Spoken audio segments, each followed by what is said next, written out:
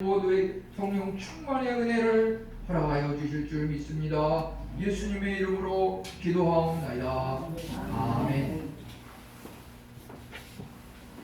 네, 우리 오늘 나눌 말씀은 자신의 믿음을 시험하라, 이런 제목으로 함께 은혜를 나누려고 합니다. 해마다 이제 12월이 되면은 한 해를 마무리하면서 특별히 학생들은 또 이렇게 어린 시절부터 고등학교 3학년까지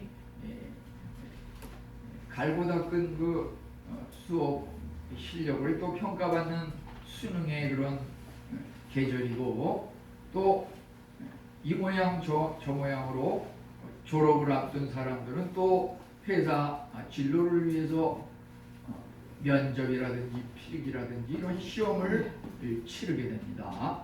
우리는 이러한 세상의 그 시험들이 전부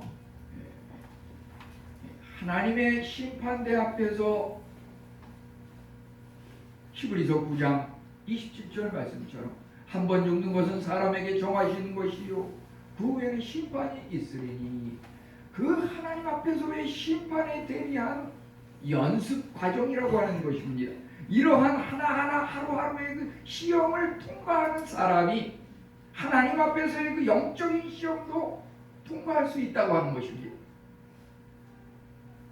과연 나의 영적인 믿음의 현주소는 어떠한지, 이것이 먼저 분명하게 자리매김을 한 상태에서 세상의 시험을 치르고 누구를 만나고 면접과 진로를 계획하고 선택하고 이러한 것들이 이루어질 때에 거기에는 전혀 후회함이 없고 모든 것이 감사하고, 되든 안 되든 안 되면 안 돼서 더 좋은 길로 인도하시려나 보다, 그래서 감사하고, 되면은 돼서 감사하고.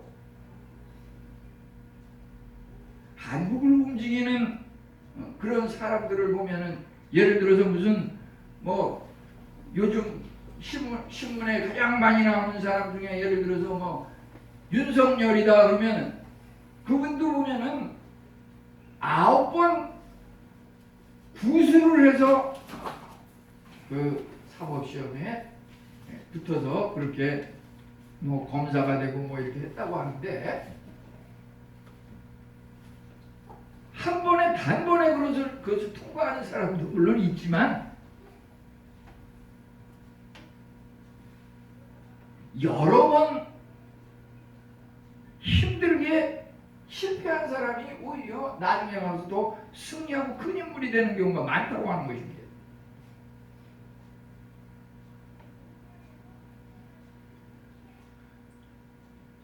저도 돌이켜보면은 초등학교 6학년을 마치고서 중학교 시험을 보는데 떨어져가지고 재수를 했습니다.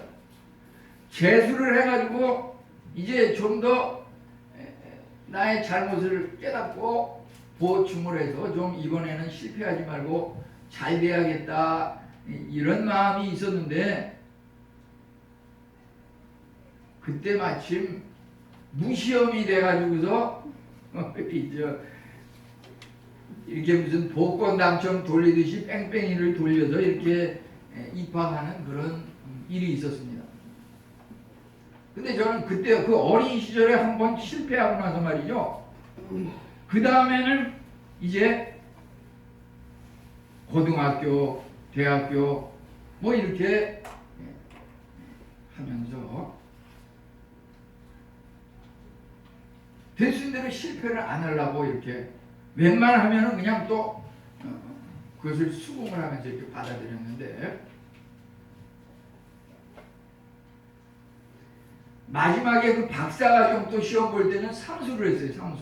삼수를 해가지고서 또 그 우여곡절 끝에 하여튼 그 학위를 받았는데, 이런 실패가 말하자면 자극이 돼가지고서 우리를 성공으로 이끌 수 있다고 하는 것이죠. 우리가 오늘 말씀을 보면은 믿음 안에서, 너희가 믿음 안에서 있는가 자기 자신을 시험하라. 자신을 확증하라. 이것은 명령형의 문구입니다. 하나님이 명령하신 것입니다. 이것을 행하지 않는 것은 명령불복종입니다. 해도 되고 안 해도 되는 것이 아닙니다. 우리 신앙에는 우리 자신의 믿음을 점검해야 하는 것입니다. 그러면 이 시간을 통해서 그러한 것이 어떠한 방법으로 신앙을 시험하고 점검하는 것인지 살펴볼 필요가 있겠습니다. 왜 이런 이야기가 여기에 주어졌냐 하면은 당시에 그 고린도 인들은 그리스 철학에 대해서 상당한 자부심을 가지고 있었습니다. 일찍이 기원전 470년부터 399년에 살았던 소크라테스는 너 자신을 알라 그런 말을 했는데, 그것이 그 그리스 철학에 면면이 내려오면서 지식인이라든지 철학자라든지 사회의 지도층들은, 특별히 이 고린도인들은 나는 그래도 나 자신에 대해서 잘 알고 있다고 이렇게 자부심을 가지고 살았습니다. 그들은 그러기 때문에 자기들과 다른 어떤 이상한 주장을 하는 사람이 있으면 넌 네 자신을 모르니까 그런 엉뚱한 소리를 하는 거지 이러면서, 예를 들어서 고린도인들은 바울 사도에 대해서 그리스도의 복음을 전하는 그 내용들에 대해서 전혀 수긍을 하지 않고 그것을 바울을 비판을 했습니다. 고린도인들은. 그래서 이것을 들은 바울은 고린도 교인들을 향해서 정말 너희가 나를 비판하는데 그러면 너희는 과연 정말 올바른지, 너희가 믿음 안에서 있는지 자기 자신을 한번 돌이켜보고 시험해보고 확실한 증거를 한번 살펴봐라, 이렇게 말하는 것입니다. 이것의 이런 말이 나오게 되는 그 배경은, 바울은 고린도인들에게 본문 말씀처럼 믿음 안에 있는가 자신을 시험하라 이렇게 말하고 있습니다. 우리가 시험을 한다고 하는 것은 시험 때마다 무슨 다 100점 맞을 수는 없잖아요. 꼭 틀린 게 있는데 우리 믿음의 시험도 그렇습니다. 믿음의 시험을 통해서 나에게 뭐가 문제가 있는지 그 문제점을 발견하고 결함을 발견하고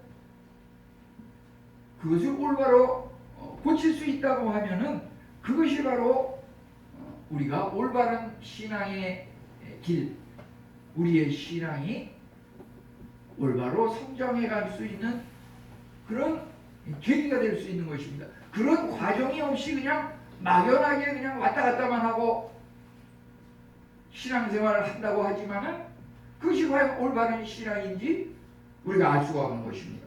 그래서 여기서는 자신의 그 믿음을 시험하라고 하는 것의 그 의미는 무엇이고 방법은 무엇인지, 또 여기 보면 그리스도께서 우리 안에 계신다고 하는 것, 언행일치의 그 삶에 대해서 살펴보려고 합니다. 우선 첫째, 자신을 시험하고 확증하라고 하였습니다. 이것은 주님의 명령이고 우리가 반드시 행해야 할 의무인 것입니다. 모든 지식 중에서 가장 필요한 것이고 실질적으로 중요한 그리스도인의 의무가 될 수 있는 것입니다. 우리가 기독교 종교가 왜 문제가 되고 있습니까? 가장 중요한 것은 예수님을 믿는 것, 그것이 우선적인 것인데 때로는 어떤 사람들은 말하기를 친목도 뭐라든지 무슨 마음의 어떤 교류를 하는 그런 분위기를 조성하는 그것이 교회인 줄로 은연 중에 주장을 하고, 교회가 개척 당시에는 그래도 세상적인 인간관계가 둥글둥글하게 잘 이루어져 나가야지 그것이 부흥하는데 지름길이죠. 뭐 이렇게 얘기하는 사람들이 간혹 있습니다. 그렇지만 그것이 잠시 잠깐 시작할 때 1, 2년 할 수 있는 얘기지 10년, 20년, 30년이 됐는데도 아직까지도 그냥 뭐 교회를 갖다가 말이죠 무슨 세상의 친목단체나 계모임을 하는 그런 인간적인 그룹으로 공동체로 잘못 생각하고 있는 경우가 많은데 이러한 것은 우리를 잘못된 길로 인도할 수 있다고 하는 것입니다. 성경에 여러 명령이 참으로 나오고 있습니다. 이 명령형이라고 하는 것은 우리가 그것을 반드시 행해야 하는 성도의 마땅한 본분이고 책임이고 의무라고 하는 것입니다. 예를 들어서 데살로니가전서 5장 16절로 18절에 보면 범사에 감사하라, 쉬지 말고 기도하라, 항상 기뻐하라 이런 내용이 나와 있는데 항상 기뻐하라고 하는 것은 그리스도인을 향한 하나님의 명령입니다. 저도 늘 내 모습이 그러지 않는다고 생각하면서도 사진에 찍힌 이 제 얼굴을 보면 얼굴을 찡그리고 있는 경우가 많아가지고서 제가 반성을 많이 하는데요. 우리가 항상 기뻐하라고 하는 것은 실패했을 때도 일이 잘 안 될 때도 힘들고 어려울 때도 고난 중에도 기뻐하라는 말입니다. 그것이 항상입니다. 쉬지 말고 기도하라고 하는 것은 내가 무슨 기도 제목과 문제가 있을 때만 기도하라는 것이 아니라 내가 무슨 몸이 아파가지고 힘들 때만 그것을 낫기로 해서 기도하는 것이 아니고 항상 쉬지 말고 기도하라. 날마다 기도하라는 것입니다. 일주일에 한 번 무슨 주중 행사처럼 이렇게 기도하는 것이 참다운 기도가 될 수 없습니다. 날마다 기도해야 합니다. 쉬지 말고 기도해야 합니다. 영적인 생명이 유지되려고 하면은 기도를 해야 합니다. 육적인 생명도 우리가 기도를 확보해야죠. 기도를 확보한다고 하는 것은 숨구멍을 갖다가 숨 쉬는 통로를 확보하라는 말입니다. 우리가 사망 진단서에 보면은 호흡 정지 이렇게 쓰는 숨이 끊기면 죽습니다. 육신이. 우리 영도 마찬가지입니다. 우리 기도가 쉬지 말고 날마다 기도해야 합니다. 어제 기도하고 오늘 기도 안 하면 어제 기도했던 내용은 다 숲으로 돌아갑니다. 오늘 기도해야지 오늘은 오늘대로 또 새롭게 은혜가 임하는 것입니다. 우리 자신을 시험하라고 하는 것은 하나님의 얼굴 앞에서 하나님의 눈동자 앞에서 자기 자신을 평가하라고 하는 것입니다. 사람 앞에서 사람한테 잘 보이기 위해서 그것이 우리의 올바른 평가가 될 수는 없는 것입니다. 우리의 평가의 기준은 하나님의 말씀, 하나님의 생각과 그 평가 기준에 맞춰야 하는 것입니다. 과연 하나님께서 그 말씀으로 내 인생의 나침반이 되어서 나를 안내하고 계신지. 디모데후서 3장 16절은 모든 성경은 하나님의 감동으로 된 것을 교훈과 책망과 바르게 함과 의로 교육하기에 유익하니. 우리가 참으로 우리를 올바로 인도할 수 있는 것은 세상의 어떤 교사나 세상의 어떤 위인이나 그런 사람이 우리를 올바로 인도하는 것이 결코 아니라고 하는 것입니다. 이러한 것들은 우리가 하나님의 말씀 앞에서 하나님의 얼굴 앞에서 라고 하는 것은 기도를 쉬지 말고 해야 한다고 하는 것입니다. 우리가 참으로 중요한 것은 기도를 쉰다고 하는 것은 영적인 파산이라고 하는 것입니다. 우리가 물질적인 어떤 돈의 마이너스 적자 인생이 되는 것에 대해서 심각하게 생각하고 이 문제가 해결되기 전에는 교회에 출석을 하나님을 믿는 것을 소홀히 한다든지, 이것은 성도로서 잘못된 삶의 방법입니다. 우리는 하나님께서 역사적으로 가장 부유한 그 솔로몬의 인생을 보면은, 솔로몬이 왜 가장 부유했습니까? 그 당시에는 금덩어리가 워낙 많아가지고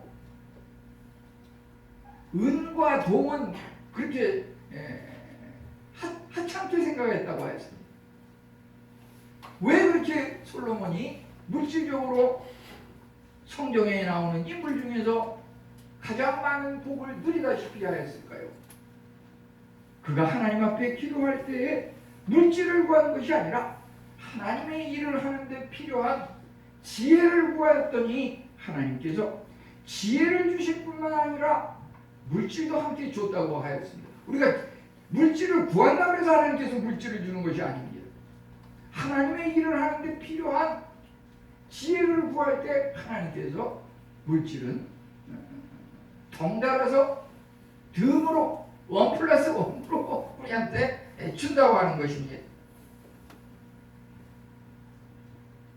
우리가 참으로 기도를 드린다고 하는 것은 우리의 생사와 복을 주관하시는 그 하나님을 믿는다고 하는 것입니다.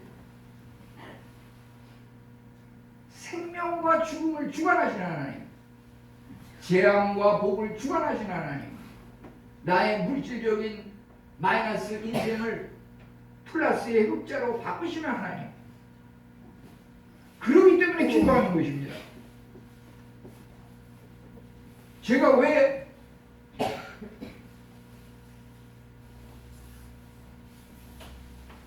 아침 한 4시 반 정도부터 일어나서 집을 나서서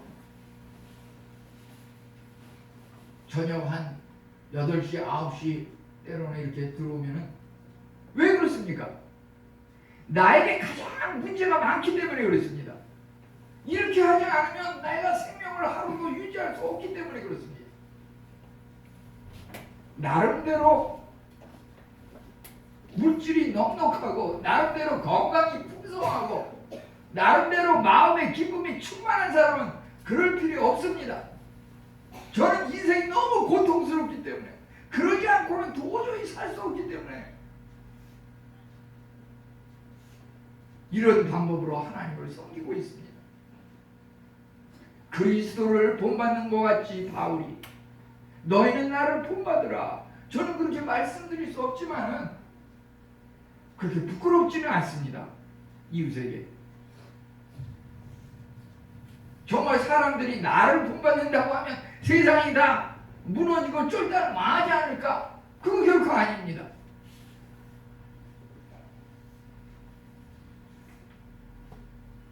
우리 그리스도께서 우리 안에 계신가 확인하는 방법, 믿음 안에, 이런 말이 있습니다. 믿음 안에. 믿음이라고 하는 건 무엇입니까? 믿음이라고 하는 것은 하나님의 복에 참여하는 것입니다. 하나님 앞에 나아가는 자는 히브리서 11장 6절에 반드시 그가 계신 것과 그 앞에 나오는 자에게 상 주시는 이심을 믿어야 할지니라. 믿음이라고 하는 것은 예수님께서 상 주시는 이심을 믿어야 하는 그것이 믿음입니다. 믿음으로 하나님 앞에 나옵니다.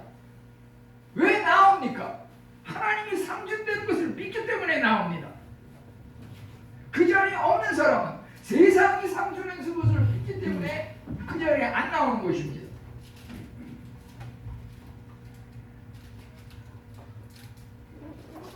예를 들어서 지난주에도 그런 말씀을 드렸는데, 추수감사절 총추석주의를 이렇게 지내면서 그 추수감사의 의미가, 청교도들이 영국에서 어떤 박해를 피해서 신대륙을 향해서 플리머스라고 하는 그 보스턴 지역에 내려와서 그곳에 배 타고 도착해서 감사의 예배를 드린 것이 출발이었다고 하는데 그 추수감사의 그 의미가 그 전까지는 적자의 인생에서 하나님 앞에 감사의 예배를 드리는 것이 계기가 되고 흑자로 돌아섰다고 하는 것입니다.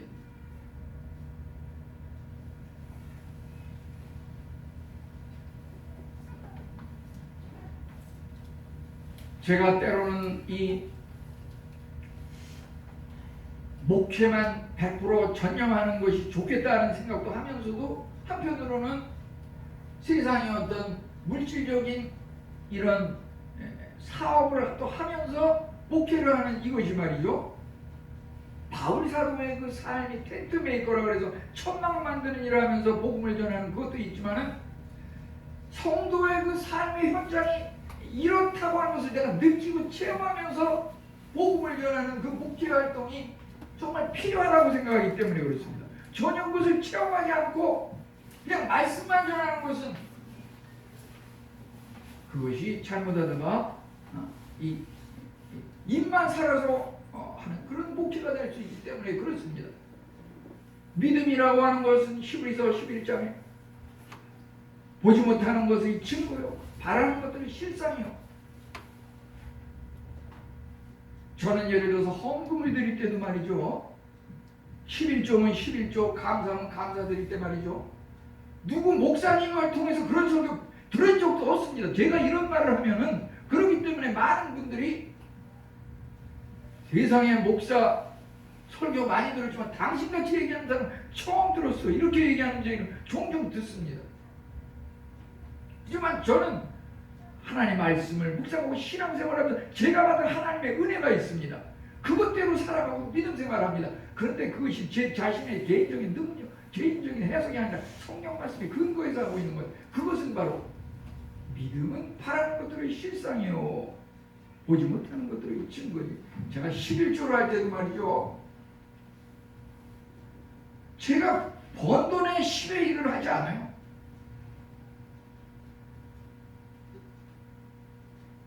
제가 하나님 앞에 바라는 그것이 있어요. 제가 하나님이 주시면 감당할 수 있는 게 있어요. 그것을 믿음으로 드립니다. 예를 들어서 추수감사절을 계기로 적자의 인생이 흑자로 바뀐다. 그런 말씀을 드렸는데요. 이거 정말 그렇게 안 되면 어떡하나. 말도 안 되는 그런 얘기를 강단에서 해가지고서 성도들한테 잘못하면 멱살 잡힐 텐데. 근데 그런 말씀을 이렇게 지난주에 드리고 나니까요. 지난 한 주간 이렇게 봤을 때 그 전까지 말이죠. 정말 적자의 그런 사업 인생이었는데 정말 추수감사주의를 계기로 흑자로 변해가지고 말이죠. 놀라운 변화가 일어나는데 그거 일일이 다 말씀드릴 수 없습니다. 시간이 짧아가지고. 그렇지만 두고두고 또 기회가 되면 말씀드릴 겁니다. 그런 감사의 마음, 그런 믿음으로 나아갈 때 하나님께서 정말 감당할 수 없는 그런 은혜를 주시는 하나님이라고 하는 것입니다. 우리가 삶에 있어서 영적인 삶이 중요합니다. 대부분은 우리가 참으로 육신의 그 삶의 법칙이라고 하는 것 보통 한 3년 내지 10년 이렇게 학문을 하고 연말을 하면 그것을 달성할 수 있습니다.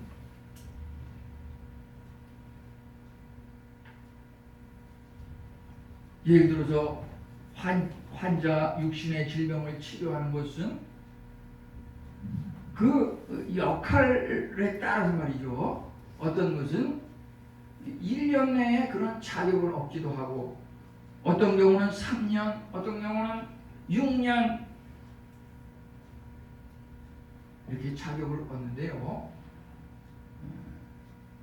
영적인 그런 것을 다루는 그러한 것도 결코 육신의 그런 문제를 다루는 것에 못지않은 그러한 것이 필요합니다. 워낙 요즘 보면은 이상한 교단과 이상한 그런 것들이 많아가지고 물론 정통적인 그런 집단에서도 문제가 있기는 해요. 그렇지만 보통 저희가 이 합동측 총회 교단이라고 하는 것은 총회 신학대학 그 학문을 하는 그 신학대학교와 같은 그런 연계성이 있는데 거기는 입학을 하려면 말이죠 4년제 교육부에 등록한 4년제 정규대학 또는 신학대학 4년제를 졸업한 사람이 입학 자격이 있어요. 시험 칠 자격이 있어요. 그래서 입학을 하고서 3년을 또 그 과정을 공부해야 합니다. 그러니까 최소 7년은 공부해야 강도사님이 될 수 있는 시험 자격이 주어지고 목사가 또 1년 후에 되는 것입니다.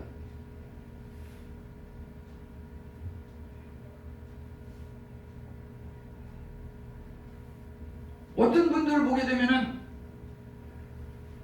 뭐 6개월, 1년 뭐 공부를 했는지 안 했는지도 모르는데 그냥 목사님이 돼가지고서 나 목사다 하고서 이렇게 하는데 이 영적인 것을 다루는 것이 그렇게 간단한 문제는 아닙니다.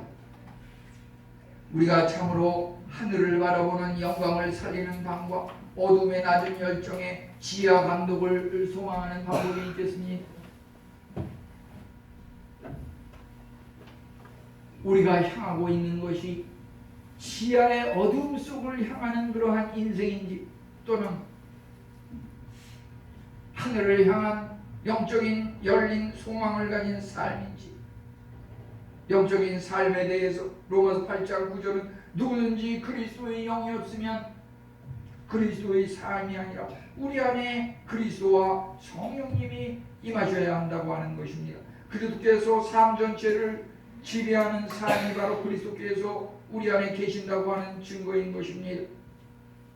그리스도께서 우리 안에 계신다고 하는 것 그것은 주님께서 가신 삶의 길을 따라가는 것입니다.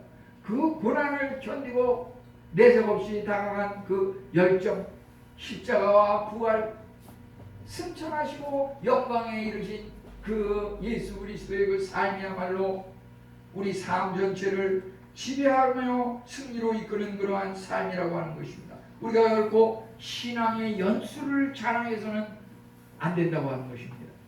40년 내가 신앙생활을 했으면 뭐합니까? 무너지는 것은 하루아침에 일시에 무너질 수 있습니다. 자기를 점검하자고 하는 것은 이 상태로 계속 갔을 때 앞으로 10년 후에 어떻게 될 것인가 그것을 내다보고 자기를 점검해 보는 것을 말합니다.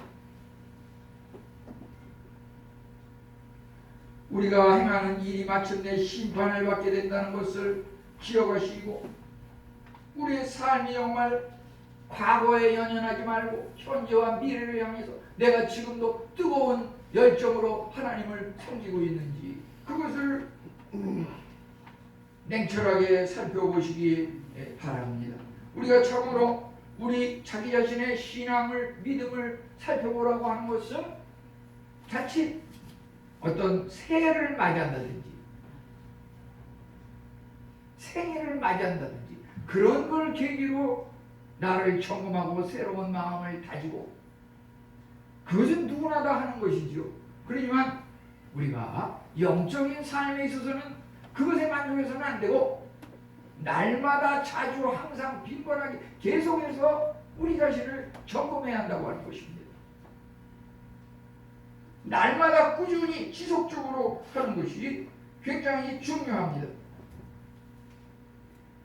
습관적으로 올바른 그런 삶을 살아가는 것이 우리 몸에 배어 있어야 합니다.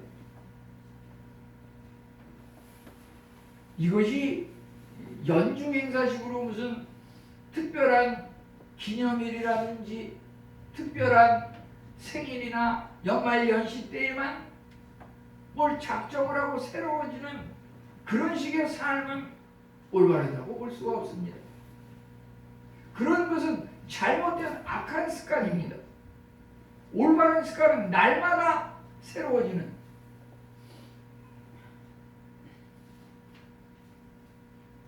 고린도전서 15장은 부활장이라고 그러는데 그 부활장에 말이죠. 어떠한 것이 우리에게 참으로 깊이 있게 다가옵니까?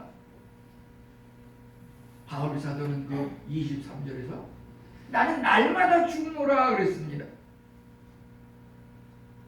부활의 의미는 내가 살아나는 것이 아닙니다. 나는 날마다 죽는다. 내가 날마다 죽을 때 주님께서 내 안에서 부활하시는 그 부활의 은총과 능력이 우리 삶 가운데 임한다고 하는 것입니다. 우리의 생명을 말씀 한마디로 만드신 하나님께서 어떤 팔다리에 힘이 없고 마비감이 있고 머리가 아프고 소화가 안 되고 어떤 몹쓸 난치병, 불치병이 있는 그거 아무것도 아닙니다. 우리가 참으로 겨자씨 하나님 만한 믿음만 있다면 이 산을 들어 저리로 옮기라면 옮길 것이요.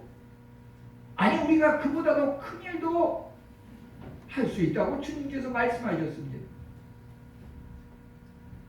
우리 살면서 말이죠. 정말 아무리 위대하고 훌륭한 일을 한 사람도 자기 능력의 10분의 1도 제대로 발휘하지 못하고 죽는다고 하는 것입니다. 통계에 나와 있습니다. 우리가 주님을 의존하면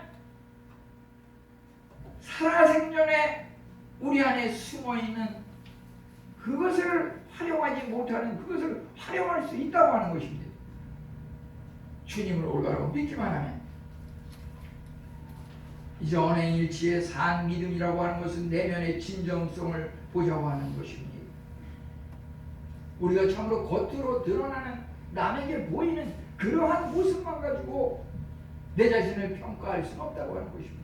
그것은 내가 정말 남에게 잘 말하지 않는, 표현하지 않는, 드러나지 않는 어떤 사생활에 관한 문제, 나의 사생활이 하나님 앞에서 어떻게 평가받을 것인지 그것을 분명하게 알아보자는 것입니다. 어떻게 그것을 알아볼 수 있습니까? 성경 말씀에 거울 앞에 비춰야 합니다. 우리 거울을 보면 우리 얼굴 모습을 알 수 있듯이 우리 내면의 믿음이라고 하는 것은 말씀의 거울 앞에서 우리를 비춰봐야 합니다. 날마다 비춰봐야 합니다. 날마다 성경 말씀을 읽고 묵상해야 합니다. 내 자신을 그 말씀 안에서 적용하고 실천하고 변화시켜야 하는 것입니다. 우리 안에 너무 열등감을 가지고 절망할 필요가 결코 없습니다. 우리 부모님 가문이 이러저러 하니까 다 소용없습니다. 우리 예수님을 믿는 사람은 돌연변이의 삶을 사는 것입니다. 하나님께서 태초에 천지를 창조하시니라. 하나님의 그 창조의 능력이 우리 안에 임하는 것입니다. 무슨 창조입니까? 인간이 하는 모든 결과라고 하는 것은 이미 있는 것 중에서 발견하는 것입니다. 하나님의 그 창조는 무에서 유를 창조하는 것입니다. 우리의 삶의 하루하루는 그 누구도 과거에 행하지 못하였던 그것을 이루어 나가는 그것이 우리 그리스도인들의 삶이라고 하는 것입니다. 우리는 모두가 참으로 하나님의 형상을 닮아서 만들어졌습니다. 누구나 그렇습니다. 문제는 믿음을 통해서 영적인 안목이 열릴 때 나에게 하나님께서 주신 독특한 나를 가지고 있지 않은 그러한 것이 보인다고 하는 것입니다. 그것을 내 개인을 위해서가 아니라 하나님을 위해서 사용하려고 할 때 하나님께서 그것을 드러내 주시고 그것이 극대화될 수 있는 우리의 삶을 살도록 인도하신다고 하는 것입니다. 우리의 삶에서 정말 우리가 연초면 또는 큰 일이 있으면 무슨 말을 합니까? 유행어 중에서 대박 나라. 대박의 반대는 뭡니까? 쪽박. 이게 이 대박이라고 하는 것은 아주 뭐 횡재를 하거나 큰 돈을 버는 것을 대박이라고 하고, 쪽박은 아주 빈털터리가 된 것을 쪽박이라고 하는데, 그것도 사람에 따라서 생각하기가 조금 다를 수도 있습니다. 예를 들어서 무슨 아주 좀 옛날에 그 이주일이라는 사람이 못생겨서 미안해요, 뭐 못생겨서 죄송해요 그랬다고 그러는데, 이 못생긴 사람이 병원 앞으로 들어오고 있었습니다. 대박이야, 대박났네, 누가 하는 말입니까? 성형외과 의사가.